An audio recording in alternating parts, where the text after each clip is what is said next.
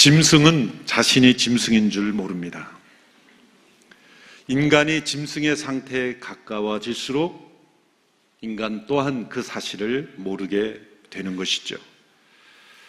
무서운 말씀이지만 교만한 사람은 자신이 교만한 줄 모릅니다. 그리고 자신이 얼마나 악하게 변해가고 있다는 것도 잘 모릅니다. 그래서 교만이란 자신만이 즐기는 병이라고 합니다. 하나님 앞에 자신을 속일 뿐만 아니라 자기 자신도 자신을 속이는 무서운 죄악입니다. 우리가 구원받아야 할 이유는 교만 때문입니다. 우리 안에 숨어있는 이 교만의 끔찍한 모습을 우리는 깨달아야 합니다. 겸손이란 교만이 없는 상태가 아닙니다. 교만이 없는 사람은 아무도 없기 때문입니다. 겸손이란 자신 안에 교만이 숨어 있다는 것을 아는 것입니다. 그리고 이 교만에 물들어버린 자아를 온전히 부인하지 않으면 살 수 없다는 것을 깨닫고 믿는 것입니다. 우리는 우리 자신에게 맞설 줄 알아야 합니다. 내 안에 있는 교만한 자아를 꿰뚫어보고 온전히 철저히 부인할 수 있어야 합니다.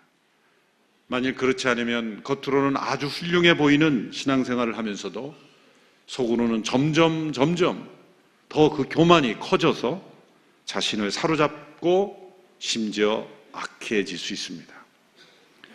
지난주에 제가 인용한 이 조지 맥도날드라는 분이 쓴 글을 보면 아주 무서운 말이 있습니다. 좀 충격적인 말이지만 한번 제가 읽어보겠습니다. 너무나 느린 속도로 가라앉다 보면 악마가 되어버린 지 오래 지난 후에도 여전히 착실한 교인으로 남아 자신이 좋은 그리스도인이라고 생각할 수 있습니다. 참 무서운 말이죠. 이 겸손과 가장 공통점이 많고 밀접한 관계에 있는 것이 거룩함입니다. 거룩함이란 무엇입니까? 그것은 자신 안에 있는 교만을 끊임없이 제거해 가는 것이 거룩함의 과정인 것입니다. 그 거룩함이 과연 내가 추구하고 내가 이루어가는 그 거룩함이 과연 진실하고 생명력이 있는지를 확인하는 것은 바로 겸손입니다. 거룩함은 그 영혼 안에 그 겸손이 넘치게 합니다. 거룩함을 추구함에 있어서 겸손이 나타나지 않는다면 그것은 종교적인 외식주의에 불과한 것입니다. 너희를 부르신 거룩한 자처럼 너희도 거룩하라. 모든 행실에 거룩한 자가 되라. 이 거룩에는 수직적인 거룩이 있고 수평적인 거룩이 있죠. 이와 마찬가지로 겸손도 이 수직적인 겸손, 하나님 앞에서의 겸손이 있고 수평적 겸손, 사람들 관계 속의 겸손이 있습니다.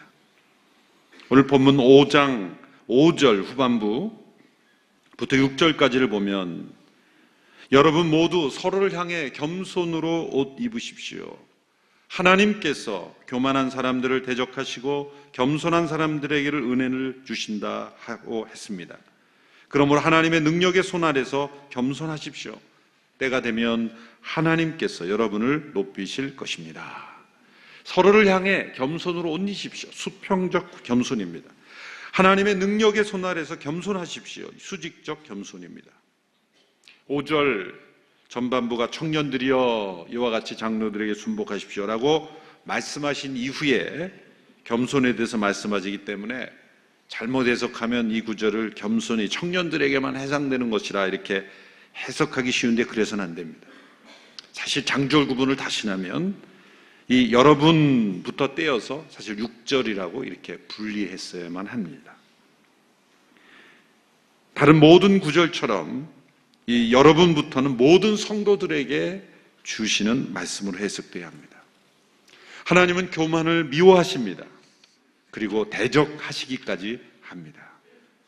하나님께서 교만한 사람을 대적하시는 이유는 무엇입니까? 이 교만이 일종의 자기 숭배이기 때문입니다. 교만의 본질은 하나님을 대적하는 것입니다. 자신을 하나님으로 숭배하는 것으로 제1계명을 어기는 것입니다. 여러분, 인간의 타락은 사탄이 지옥의 교만을 인간에게 전달하여 이루어진 것입니다.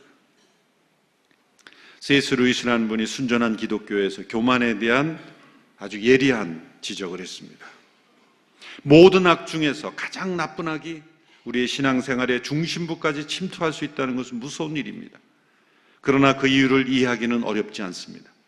덜 나쁜 다른 악들은 사탄이 우리의 동물적인 본성을 이용하기 때문에 생기는 것들입니다. 그러나 교만은 동물적 본성을 통해 오는 것이 아닙니다. 그것은 지옥에서 곧장 나옵니다. 교만은 순전히 영적인 악입니다. 그렇기 때문에 다른 악들에 비해 훨씬 더 교묘하고 치명적입니다. 이분은 이 교만이라는 죄를 우리가 범하는 다른 어떤 육체적인 동물적인 본성에 의하여 짓는 죄보다도 훨씬 더 심각하고 무서운 죄라 이렇게 여겼습니다. 사실 그 말이 맞는 말입니다. 다른 죄들은 동물적인 본성을 이용하지만 이 교만은 동물적 본성을 이용할 필요가 없습니다. 영적인 죄는 지옥에서 곧장 나오는 것입니다. 여러분, 우리가 구원받는 것은 이 교만으로부터 구원을 받는 것입니다.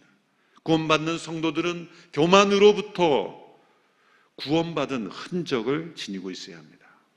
어떤 분의 간증을 들어보면 구원받은 것을 자랑하는데 구원받았다고 교만해지는 사람도 있어요. 구원을 오해하는 거죠. 교만으로부터 구원받은 고백이 무엇입니까? 사도 바울의 이 고백입니다. 내게 사는 것은 그리스도니 죽는 것도 유익함이라. 여러분, 이 말씀의 해석의 포인트를 뒤에다 두면 안 돼요. 나 죽는 거 두렵지 않아. 그러면서 교만해요. 해석의 포인트가 앞부분에 있어요. 내게 사는 것이 그리스도니. 내게 사는 것이 그리스도니. 이것은 자아의 죽음을 고백하는 거죠. 겸손의 고백입니다. 내게 사는 것이 그리스도니. 그 열매 중에 하나가 죽는 것도 두렵지 않고 죽는 것도 유익하게 여길 수 있다는 거예요. 내게 사는 것이 그리스도이심이 되지 못하게 하는 이유가 무엇입니까? 내 속에 있는 교만입니다. 겸손한 영혼이 아니고서는 내 안에 그리스도께서 사실 수가 없는 것이죠. 겸손이 없으면 진정 하나님의 임재 가운데 거할 수가 없습니다. 앤드류 머레이 목사님의 유명한 고전 겸손이라는 책에서 이렇게 말씀합니다. 겸손은 죽음에 이르는 길입니다. 이는 죽음이 겸손의 완전함을 가장 잘 보여주는 증거이기 때문입니다. 겸손은 자아의 죽음이란 꽃에 맺히는 완전한 열매입니다.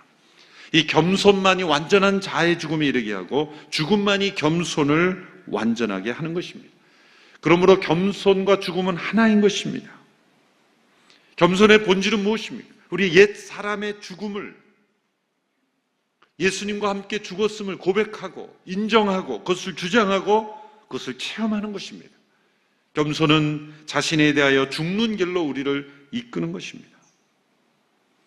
겸손의 고백이 무엇입니까? 로마서 6장 11절의 고백입니다. 우리 같이 한번 읽어볼까요? 시작. 이와 같이 여러분도 자신을 죄에 대해서는 죽은 자요 하나님께 대해서는 그리스도 예수 안에서 산 자로 여기십시오. 우리 자아를 스스로 죽이는 게 아닙니다. 예수 그리스도의 십자가에서 그분의 죽음과 함께 죽었음을 받아들이고 주장하고 그렇게 여기고 그 죽음을 체험하며 사는 것. 그것이 바로 겸손입니다. 교만한 영혼은 예수님께서 이루어지신 일을 스스로 이룬 것처럼 만드는 거죠. 신앙의 핵심은 십자가에서 자신의 옛사람이 죽었음을 고백하고 확인하고 끊임없이 자기를 부인하는 겸손에 있는 것입니다. 이 십자가의 도를 겸손으로 체험하지 않으면 신앙생활을 할수록 이상하게 자아가 더 강해지는 거죠. 믿음이 더 강해져야 되는데 고집이 더 강해지는 거예요. 이 믿음과 고집을 구분하기가 참 쉽지 않습니다. 왜냐하면 어떤 반대와 고난 속에서도 포기하지 않기 때문에 믿음도 포기하지 않고 고집도 포기하잖아요. 겉으로 볼 땐 유사합니다. 그러나 그 열매는 정반대입니다. 믿음은 거룩을 이루고 화평을 이루고 아름다운 하나님의 비전을 이루지만 고집은 공동체를 깨트리고 관계를 상하게 하고 그리고 자아의 욕망만이 남게 되는 것이죠. 기억하십시오. 구원이란 잃어버린 겸손을 회복하는 것입니다. 예수님의 겸손이 있었기에 우리가 구원받을 수 있었고, 예수님 그분의 구원이 우리를 겸손하게 만드는 것입니다. 기억할 것은 이 교만이 예수님을 믿을 때만 우리를 공격하는 것이 아닙니다. 우리가 어떤 영적 성장의 단계에 이르렀든지 교만은 우리의 가장 큰 원수이고, 겸손을 우리의 가장 위대한 친구로 삼지 않으면 우리는 믿음의 생활이 깊어질수록 교만 또한 깊어질 수 있는 거예요. 오늘 말씀이 우리에게 경계하는 것은 영적 지도자일수록 훨씬 더 교만하기가 쉽다는 거예요. 이 교만에 이제 누가 더 빠지기 쉽습니까? 이제 막 예수님 믿고 믿음의 생활을 시작하는 성도들보다 앞서 공동체를 이끄는 영적 지도자들이 훨씬 더 교만해지에 빠지기 쉽다는 것입니다. 교만은 본질적으로 적대적이기 때문이에요. 어떤 공동체의 다툼과 분열에 보면 누가 있습니까? 거기에는 지도자가 있어요. 그리고 그 지도자의 교만이 있는 거예요. 예수 처음 믿은 새 가족이 교회에 혼란케 하는 거 봤습니까? 옆에 절에 스님이 와서 교회 혼란케 하는 거 봤습니까? 교만은 본질적으로 경쟁적입니다. 교만은 본질적으로 이기적입니다. 사회는 비교를 통해 더 발전할 수 있어요. 그러나 영적 공동체는 비교를 통해 더 후퇴할 수 있는 거예요. 지도자가 경쟁적이고 이기적이고 적대적일 때 그 교만에서 흘러나오는 어떤 생각, 교만에서 흘러나오는 어떤 야망이 공동체를 무너뜨리는 것입니다. 그래서 오늘 본문에서 5장 1절에서 4절까지 영적 지도자들에게 더 많은 권면을 하고 있는 것입니다. 영적 지도자들이 훨씬 더 교만하기 쉽기 때문입니다. 오늘 본문에서는 장로직을 받은 사람들에게 주시는 말씀이지만 이것은 모든 영적 지도자들에게 주시는 말씀으로 확대하여 받아들여야 합니다. 교만한 지도자는 공동체를 무너뜨립니다. 하나님께서 구약의 역사를 통해 보면 역사를 심판하실 때 그 시대 사람들 가운데 거룩하고 경건한 성도들도 있었지 않겠습니까? 그런데 그 지도자의 교만으로 인하여 그 공동체 전체를 벌하시는 그런 심판을 행하시는 경우가 얼마나 많습니까? 오늘 베드로는 함께 장로된 자로서 권면합니다. 베드로의 영적 겸손이 나타나는 거죠. 두 가지 표현을 덧붙입니다. 첫째는 그리스도의 고난의 증인이요 라고 표현합니다. 두 번째는 나타날 영광에 참여할 사람이다 라고 표현합니다. 고난의 증인이요, 장차 나타날 영광에 참여할 사람. 베드로전서가 쓰여질 당시에는 고난 속에 있었고 장차 나타날 영광을 바라봤어요. 오늘 이 시대도 마찬가지입니다. 고난과 영광의 중간 지대를 지나고 있는 것입니다. 고난에서 영광으로 나아가는 영적 여정에서 우리에게 요구되는 영적 태도는 겸손입니다. 겸손만이 고난의 증인에 합당하게 하고 겸손만이 장차 나타날 영광에 참여할 수 있게 됩니다.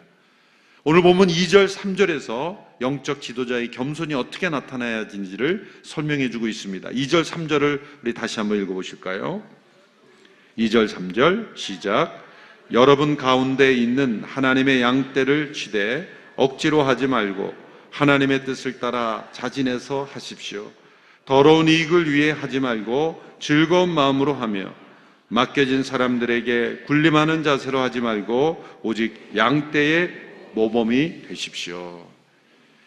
이것은 영적 지도자의 겸손이 나타나는 모습입니다. 첫 번째는 하나님의 양떼를 섬기는 데 있어서 억지로 하지 않고 자진해서 하는 것입니다. 영적인 겸손의 건강 지수는 자원함에 있습니다. 이 억지로라는 단어 속에는 의무감도 포함되는 거죠.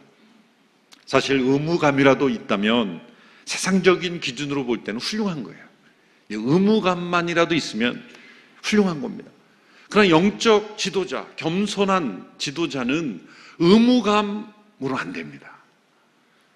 내가 이것을 해야 하기 때문에 하는 것에 머물러서는 안 된다는 거예요. 그걸 넘어서는 거예요. 의무감을 넘어서는 게 뭐가 있을까요? 여러분이 우리가 일상생활 속에서 의무감을 넘어서는 게 뭐가 있을까요? 내가 해야 하기 때문에 하는 것 그 이상의 무엇이 있습니까? 여러분, 그게 기쁨이라는 겁니다. 기쁨. 내가 기뻐하는 것은 해야 하기 때문에 하는 게 아니에요. 하고 싶어서 하는 것. 그게 무엇이 있습니까? 오늘 말씀해 보면 더러운 이익을 위해 하지 말고 즐거운 마음으로 하라. 기쁨으로 하라. 해야 하기 때문에 하는, 억지로 할 수밖에 없는 나의 어떤 직책 때문에, 타이틀 때문에, 사람들의 눈총 때문에 하는 것, 어떤 법과 제도 때문에 하는 것, 그것이 아닌 의무를 넘어서 내 안에 그것이 기쁨을 가져다 주기에 자원함으로 할 수밖에 없는, 자진해서 스스로 찾아서 하는 그 무엇이 있지 않습니까? 그 무엇이 무엇이냐, 이것이죠. 바로 그것이 누군가를 섬기는 섬김이라면, 나를 위한 이익이 아니라 우리 가정을 위한 어떤 본능적인 이익이 아니라 섬김의 나의 기쁨이 되고 즐거움이 되고 의무감을 넘어선 어떤 즐거운 마음이 될 때, 그것은 겸손이라는 것입니다. 겸손한 영혼 속에는 섬김이 기쁨이 됩니다.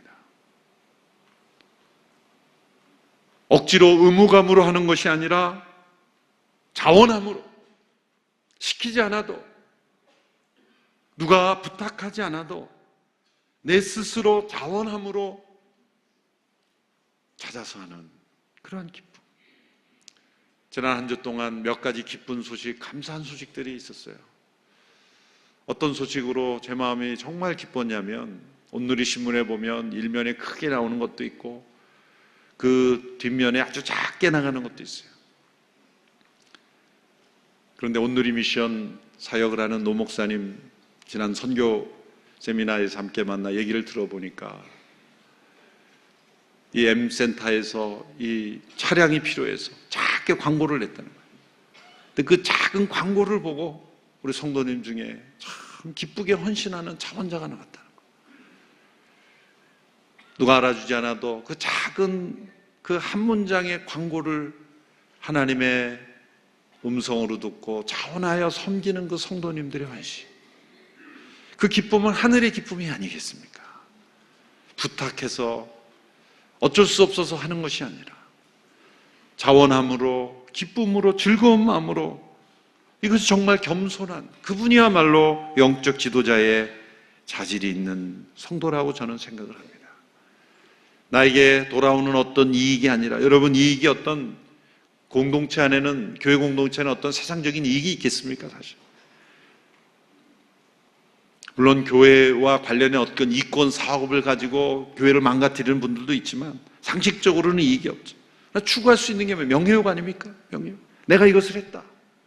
여러분, 그 이익까지도 다 내려놓을 수 있는 것, 어떤 억지로 의무감이 아니라 자원하는 기쁨으로 섬기는 것, 그것이 바로 겸손한 영혼에게서 나타나는 모습, 바로 그것이 영적 지도자의 자질이다라는 것이죠.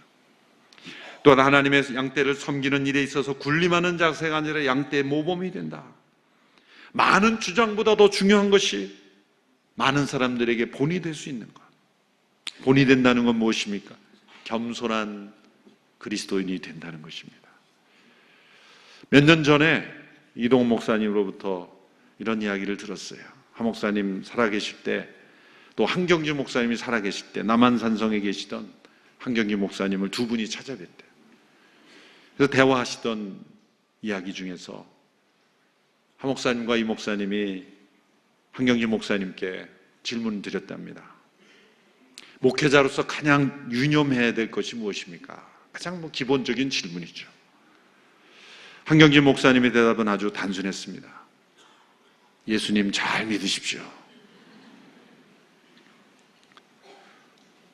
어떤 목회의 노하우와 기술을 말씀해 주는 게 아니라 목사님들 예수 잘 믿으십시오. 한경진 목사님은 30년 넘게 목회하고 은퇴하는 많은 목사님들 앞에서도 권면의 말씀을 하시라 그럴 때 예수님 잘 믿으십시오. 그랬다는 것이죠. 너무나 중요한 말씀이죠. 영적 지도자가 되는 일은 어떤 특별한 기술을 가진 것이 아닙니다. 어떤 리더십 기술을 가진 게 아닙니다. 성도들이 볼 때 예수님을 어떻게 믿는지를 말하기 전에 잘 믿는 모습이 본으로 보여지는 것, 모범이 되는 것, 그것입니다. 여러분, 교만함이 나타나는 증거는 무엇입니까? 선한 일일수록 억지로 하는 거예요. 선한 일일수록 즐겁게 못하는 거예요. 교만한 본성은 하고 싶은 것은 시키지 않아도 자원함으로 잘해요. 때로는 해롭고 무익한 일인데도 자원함으로 잘합니다. 교만한 영혼은 자신이 하나님이 된 듯 지배하고 군림하려고 합니다. 그러나 지도자가 겸손히 예수님을 따르는 자가 되면 누군가 그 모습을 본으로 삼아 예수님을 따르게 됩니다. 사실 어제 이 말씀을 준비하면서 많이 괴로웠습니다. 제가 들어야 될 말씀인데 설교를 하려고 하니 얼마나 괴롭겠습니까? 저도 저에게 주시는 하나님의 음성으로 듣고 예수님 잘 믿는 목사가 되겠습니다. 우리 성도님들도 예수님 잘 믿는 우리 성도들이 되기로 결단합시다. 사도 베드로의 영적 권면을 우리의 마음으로 받아들이십시오. 서로를 향해 겸손으로 옷 입으십시오. 하나님의 능력의 손 아래서 겸손하십시오. 그래서 선한 일일수록 자원하고, 선한 일일수록 즐겁게 하고, 선한 일일수록 모범이 되는 우리 온누리교회 성도들이 다 될 수 있게 되기를 주님의 이름으로 축원합니다. 기도하겠습니다. 하나님 아버지, 악을 행하는 일에 발이 빠르고 악한 일에는 자원하며 선한 일일수록 억지로 행하는, 즐겁게 행하지 아니하는 저희들, 주님 불쌍히 여겨주시고 용서하여 주시옵소서. 우리 안에 있는 이 교만의 무서움을 깨닫고 날마다 자신을 부인하며 십자가에 못 박고 겸손히 하나님 앞에 나아가는 우리 모두가 되게 하여 주옵소서.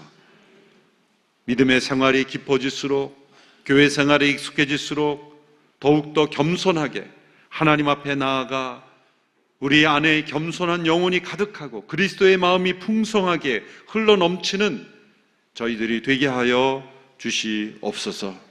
하나님의 영이 우리의 마음을 주장하게 하여 주시옵시고 하나님의 능력 앞에 겸손하며 서로를 향하여 겸손으로 옷 입어 우리 모든 온누리교회 성도들 모습 속에는 그리스도의 겸손한 모습만이 나타나게 하여 주시옵소서.